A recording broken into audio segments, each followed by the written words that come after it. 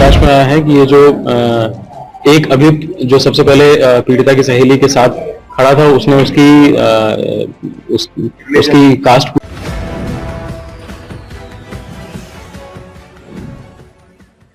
दिल्ली की युवती से गाजियाबाद में गैंगरेप का मामला में पुलिस ने 5 आरोपियों को गिरफ्तार कर लिया है। 30 नवंबर को फैक्ट्री से निकलने के बाद पीड़िता अपनी सहेली हिना के साथ फैक्ट्री से निकली। पीड़िता की सहेली ने अपने पुरुष मित्र को स्कूटी सिखाने के लिए बुलाया। पीड़िता की सहेली अपने बॉयफ्रेंड से बात कर रही थी, तभी इमरान, जुनैद और चांद वहां पहुंचे। पीड़िता की सहेली और उसके दोस्त को काबू करके तीनों आरोपियों ने बारी बारी से पीड़ित युवती से गैंगरेप किया। फिर आरोपियों ने अपने दोस्तों सुल्तान और हर्ष को भी बुला लिया। उनके दोनों दोस्त भी रेप करने वाले थे। तभी एक गाड़ी वहां से गुजरी, जिसके चलते आरोपी मौके से भाग गए। कुल 5 आरोपी गिरफ्तार, जिनमें आरोपी जुनैद और इमरान दोनों कल पुलिस मुठभेड़ में गिरफ्तार हुए। दोनों के पैर में गोली लगी थी। पुलिस के अनुसार आरोपी चांद को पीड़िता की सहेली हिना ने बताया था कि वो मुस्लिम है और पीड़िता हिंदू है। चांद ने हिना से कहा कि परेशान ना हो, तुम्हारे साथ मैं कुछ नहीं होने दूंगा। जिसके बाद तीनों आरोपियों जुनैद, इमरान और चांद तीनों ने हिना को कुछ नहीं कहा, जबकि पीड़ित हिंदू लड़की के साथ गैंगरेप किया। पुलिस ने 5 आरोपियों को मुठभेड़ के बाद पकड़ा है। क्या कुछ घटनाक्रम रहा, खुलासे में क्या कुछ चीजें निकल के सामने? देखिए, दिनांक 30/11/2023 को थाना चौनिका सिटी पे इस तरह की सूचना प्राप्त हुई थी, जिसमें कि घटनाक्रम इस प्रकार से बताया गया था कि पीड़िता जो कि 23 वर्षीय उम्र की युवती है, उसकी सहेली और उसकी सहेली का एक पुरुष मित्र, ये तीनों जब ये दोनों लड़कियां जब फैक्ट्री से काम करके निकली थी, तो इनका जो पुरुष मित्र है वो स्कूटी सिखाने के लिए इनको वहां से पास एक सुनसान रोड पे ये लोग गए हुए थे, जिसमें से कि पीड़िता और उसकी सहेली स्कूटी पर और उसका जो पुरुष मित्र है वो एक बाइक से गए हुए थे। तो उस जगह पे ये तीनों लोग खड़े थे, जिसमें कि पीड़िता अलग थी और पीड़िता की सहेली और उसका दोस्त एक साथ थे।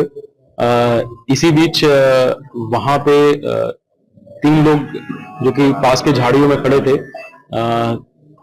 एक व्यक्ति ने पीड़िता को कब्जे में लिया और बाकी दोनों ने इसकी सहेली और उसके पुरुष मित्र को कब्जे में लिया। इसके पश्चात ये अभियुक्त, जिसका नाम इमरान है, इसने पीड़िता के साथ गलत कार्य किया। उसके बाद अन्य 2 अभियुक्तों ने, चांद तथा जुनैद ने, पीड़िता के साथ गलत कार्य किया। इसी बीच इन्होंने फोन करके अपने 2 अन्य दोस्तों हर्ष उर्फ गोलू बंसल तथा सुल्तान को, जो कि ये सभी 5 लोग खानपुर गांव, जो कि घटनास्थल से करीब 400 मीटर दूर है, वहां से बुला लिया था। और जैसे ही ये दोनों अभियुक्त हर्ष और सुल्तान पीड़िता के पास गलत कार्य करने के लिए पहुंचे थे, तो पूछताछ में उन्होंने बताया है कि वहां पास में एक प्राइवेट कार आके रुकी थी, जिसको देख करके डर गए थे और सभी लोग वहां से भाग गए थे।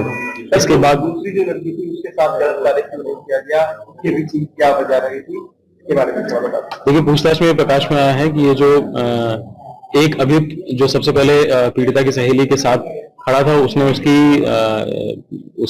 उसकी कास्ट पूछी थी। तो जब उसने ये बताया था कि वो मुस्लिम संप्रदाय से है, तो इस लड़के ने बाकी लोगों को ये बताया था कि मैं इस लड़की को जानता हूँ, इसके साथ कोई कुछ नहीं होना चाहिए।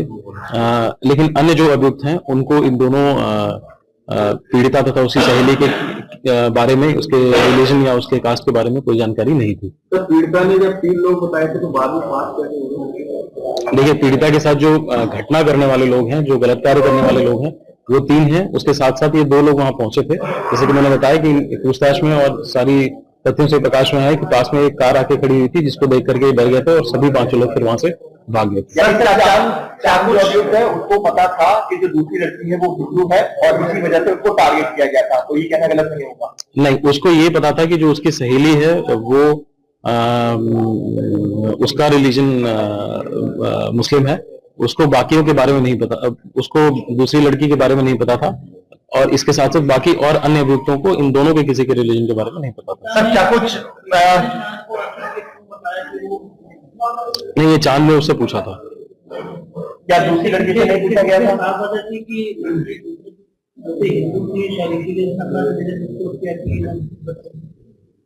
देखिए, क्योंकि जैसा कि पूछताछ में भी प्रकाश में आया है कि चांद ने जब उससे पूछा था तब उसने ये बताया था। दूसरी लड़की के बारे में ना अभियुक्तों ने ना उसकी सहेली ने कुछ पूछा था या बताया था। तो क्या कुछ को उस घटना के समय कुछ डर दिखाया गया, इनका वीडियो बनाया गया, क्या कुछ जानकारी निकल के आई, कोई वीडियो भी इसमें बनाया गया और उनको परिवार को धमकी देने की कोशिश की, बदनाम करने ये पूछताछ में प्रकाश में आया है कि इन्होंने ऐसा किया है कि उनको ये इस चीज का डर दिखा के कि हम तुम्हारे परिवार वालों को ऐसे बता देंगे कि तुम यहाँ सुनसान इलाके में हो।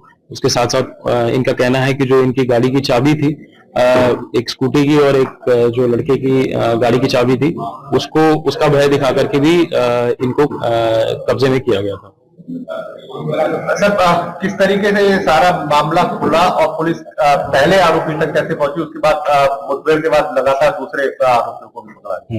देखिए, इस पूरे घटनाक्रम को लेकर बड़ी संवेदनशीलता से, तत्परता से कार्रवाई की जा रही थी।